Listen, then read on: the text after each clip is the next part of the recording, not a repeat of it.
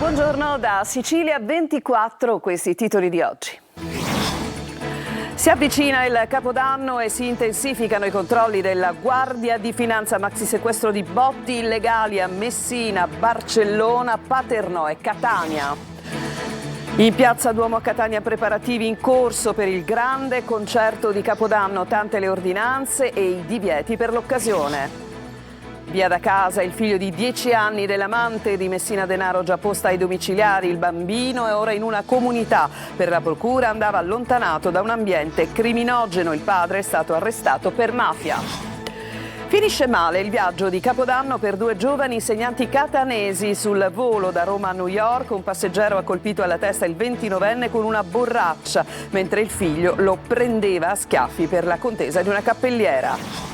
Sanità per il CCPM di Taormina, è arrivata la proroga fino al 30 giugno 2026, stanziato 1.300.000 euro per il personale. Serie C, il Catania già con il pensiero alla partita contro il Foggia del 4 gennaio, in diretta su Telecolor. Sul fronte mercato, oltre Bruzzaniti, il club vorrebbe chiudere altri 2 colpi.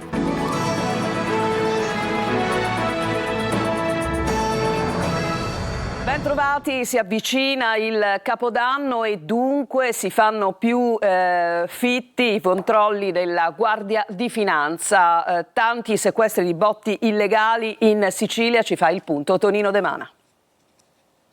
Si avvicina il Capodanno e si intensifica l'azione della Guardia di Finanza, che ha rafforzato le attività di controllo, prevenzione e repressione degli illeciti nel settore della commercializzazione abusiva di fuochi d'artificio. I finanzieri del Comando Provinciale di Messina, in 2 diverse operazioni, hanno sequestrato oltre 120.000 botti del peso complessivo di oltre 4 tonnellate. Un giovane di Barcellona è stato arrestato ed altri 2 sono stati deferiti per detenzione illegale di materiale esplodente. La consultazione dei principali social network, TikTok ed Instagram, ha catalizzato l'attenzione delle fiamme gialle sulle vendite promozionali di fuochi d'artificio. Da qui la scoperta di un deposito non autorizzato, un casolare acquistato di recente da un locale esercizio commerciale dove si trovavano stoccati oltre 4.200 kg di materiale esplodente, con all'interno 580 kg di polvere pirica, detenuto in assenza di licenza di pubblica sicurezza. Il materiale rinvenuto è stato sequestrato. In un distinto intervento, i militari della compagnia di Barcellona hanno sequestrato 152 artifizi pirotecnici per un peso complessivo di circa 150 kg. Materiale sempre più potente e pericoloso. L'uso incauto di tali fuochi può produrre lesioni gravi, in considerazione della loro elevata potenza, ed è per questo che la Guardia di Finanza intensifica il presidio preventivo a tutela della salute e dell'incolumità dei cittadini. E la Guardia di Finanza di Catania ha sequestrato oltre 1.000 articoli di materiale pirotecnico, tra cui anche manufatti esplodenti illegali di produzione artigianale. I sequestri sono stati effettuati a Paternò e a Catania. Mancano pochi giorni al Capodanno, lo abbiamo detto, parlando del sequestro dei botti illegali. Adesso invece ne parliamo in modo assolutamente diverso. Andiamo a Catania, dove è in allestimento il grande palco che ospiterà il concerto evento della notte di San Silvestro. Il servizio di Simona Mazzone. Punto alla rovescia per la grande notte del 31 dicembre. In Piazza Duomo a Catania si lavora per allestire il palco che ospiterà il concerto evento di fine anno. A salutare il 2025 insieme a Ruggero Sardo e Desirée Ferlito, attesi ospiti della scena musicale siciliana e nazionale. A partire dalle 20:30 si alterneranno Zapato, Colorindaco, Caballà con i Beddi, Delia, terza classificata di X Factor, e ancora Marina Rei e Gali, che dopo la mezzanotte continuerà a esibirsi con il suo speciale showcase. E poi fino a notte fonda il DJ set di Radio Studio Centrale. Uno spettacolo che si annuncia magico e coinvolgente e che verrà interamente trasmesso su un maxi schermo in Piazza Università. Limitati gli ingressi nelle 2 aree, con 8.000 accessi in Piazza Duomo e 7.000 in Piazza Università. In occasione dell'evento la metropolitana di Catania sarà aperta fino alle 3 di notte. Inoltre sono previste modifiche temporanee della viabilità e il divieto di vendita e consumo di bevande superalcoliche e in contenitori di vetro nelle aree della manifestazione. Quindi attenzione alla segnaletica. Oltretutto è vietato nel corso della serata introdurre in piazza valigie, zaini di dimensioni superiori superiori ai 30 cm di altezza, spray e liquidi urticanti e di qualsiasi tipo, bastoni per selfie, strumentazione foto, audio e video professionale o semiprofessionale, bottiglie e contenitori di vetro e alluminio. Quelle in plastica saranno private del tappo. Ed è vietato anche consumare bevande alcoliche, compresi spumante e champagne. Ma c'è anche un'altra ordinanza che vieta botti e fuochi d'artificio durante le festività di Capodanno a Catania. A beneficiarne sicuramente anche i nostri amici animali.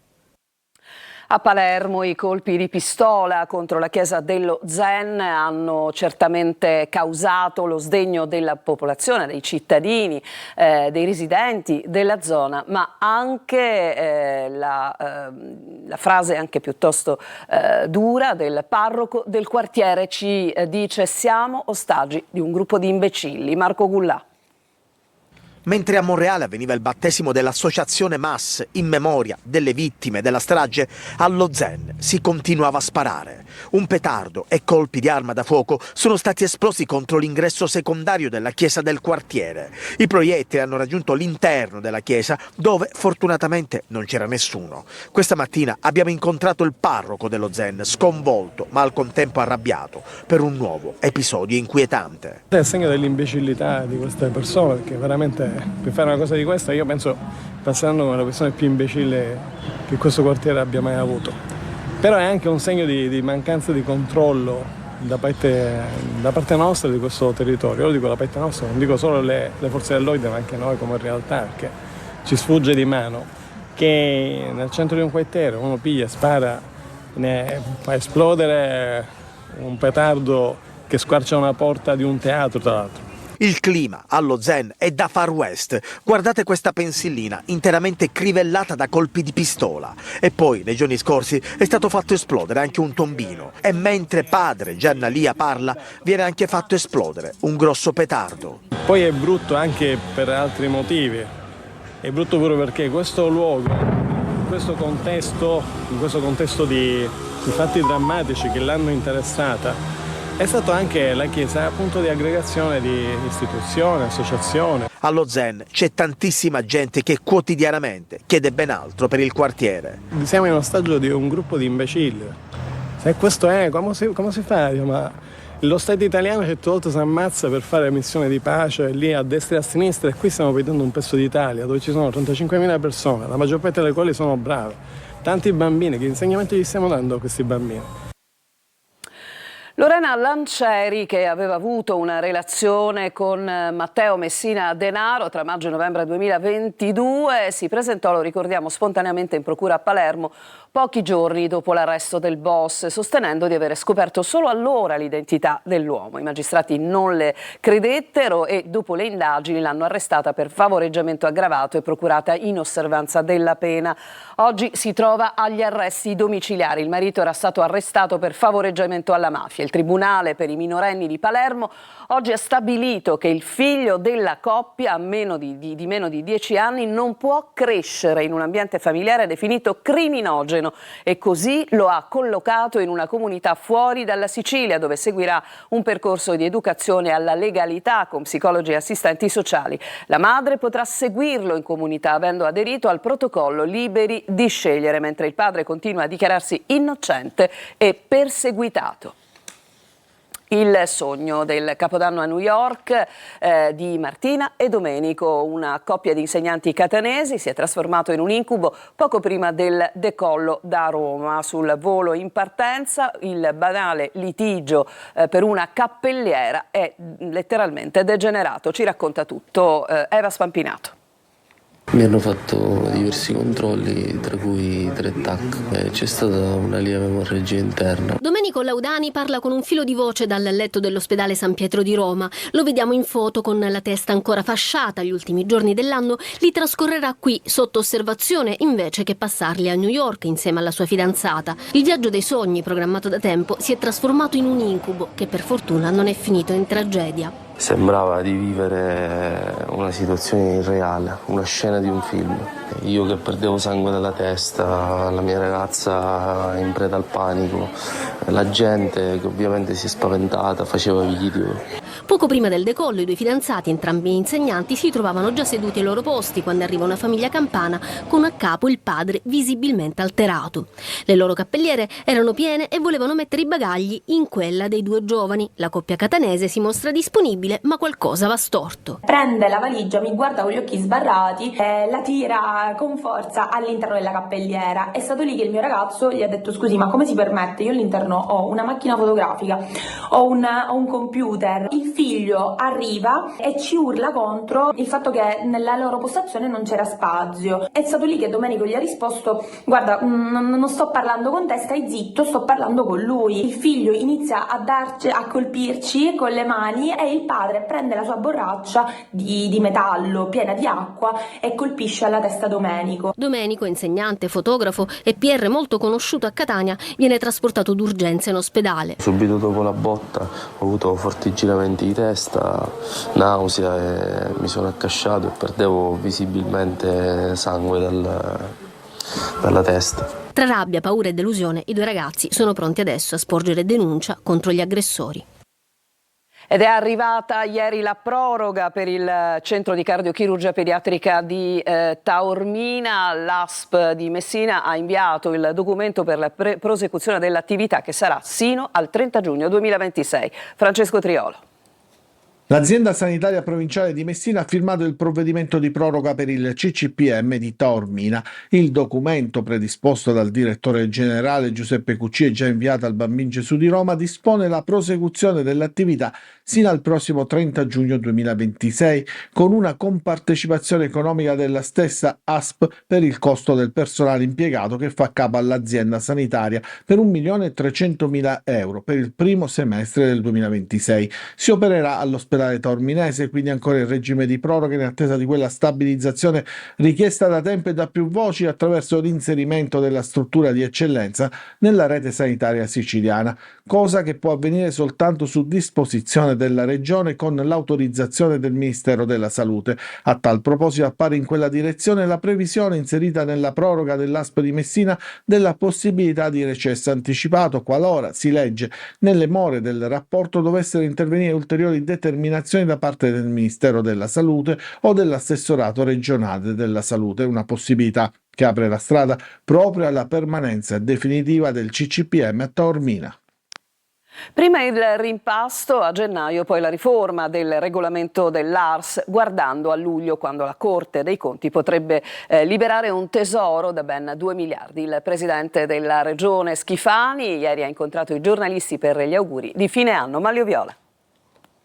Il rimpasto si farà perché ci sono almeno 2 assessorati da coprire e non si possono lasciare in queste condizioni, anche se gestiti a interim dal Presidente della Regione. Ma la DC non tornerà in giunta. A chiarirlo è stato proprio il Presidente Renato Schifani al culmine dell'incontro con i giornalisti per il tradizionale scambio di auguri di fine anno. È un atto dovuto, non posso mantenere ancora a lungo delle caselle che scontano l'assenza dell'assessore. Parlando della DC, esclusa dalla giunta per l'inchiesta che ha coinvolto il suo segretario Totò Cuffaro, essa non rientrerà in giunta, anche se i suoi esponenti sono sempre stati leali. Nulla è cambiato rispetto a 2 mesi fa, quando io ebbi a fare quella dichiarazione estromettendo non gli assessori, ma un partito.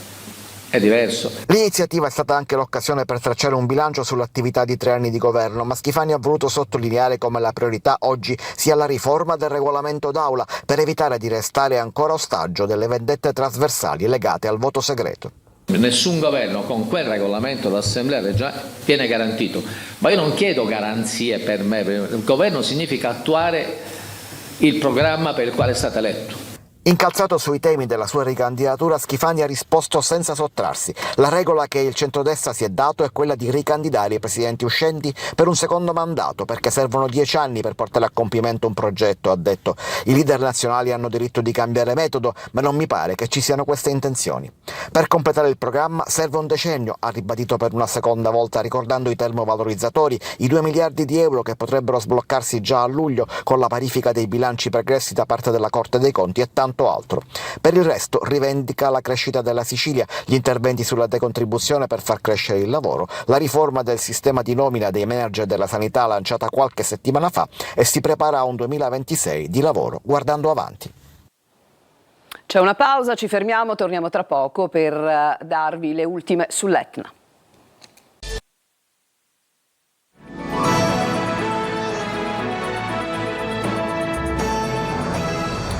Seconda parte del telegiornale, continua l'attività stromboliana dalle principali aree crateriche dell'Etna. Lo vedete, mentre il trabocco lavico emerso da una frattura alla base del cratere Voragine non è alimentato ed è in raffreddamento. E quanto emerge dal monitoraggio dell'Istituto Nazionale di Geofisica e Vulcanologia di Catania, dal punto di vista sismico l'ampiezza media del tremore si è sempre mantenuta comunque su un livello medio. Le reti di monitoraggio delle deformazioni del suolo non mostrano delle variazioni significative. L'avviso per l'aviazione dell'osservatorio vulcanologico il VONA è sceso da rosso ad arancione, il terzo livello su una scala di 4. L'attuale fase eruttiva dell'Etna dunque non impatta sull'operatività dell'aeroporto internazionale Vincenzo Bellini di Catania. Andiamo ai dati di Confcommercio sui regali di Natale, mentre dal 3 gennaio iniziano i saldi. Il nostro servizio è di Lorena Dolci. Tra i 190 e i 200 euro la spesa media per i regali, segno di una gestione più oculata del budget familiare, attento ai rincari. Sono i dati ufficiali di Confcommercio sui consumi natalizi. Al primo posto in Sicilia i prodotti enogastronomici, al 18,5%, seguiti dagli articoli per la cura della persona, gli abbigliamento e calzature, elettronica, abbonamenti streaming e gioielli. In totale una crescita dell'1,9%, per cui Gianluca Manenti, presidente regionale dell'associazione, parla di segnali incoraggianti. Un dato da sottolineare è il ritorno al commercio fisico. Il 64% dei consumatori ha scelto di fare acquisti nei negozi di prossimità. Anche l'uso dell'intelligenza artificiale sta crescendo, ma il contatto umano e la fiducia nel commercio locale rimangono pilastri importanti. Dal 3 gennaio poi partono i saldi invernali, anche se in molti casi sono già iniziati sotto banco. Approfittatene, ma con attenzione alle promozioni ingannevoli. Confcommercio ricorda che per legge deve essere indicato il prezzo più basso degli ultimi 30 giorni. C'è un'altra pausa, torniamo tra poco per il calcio.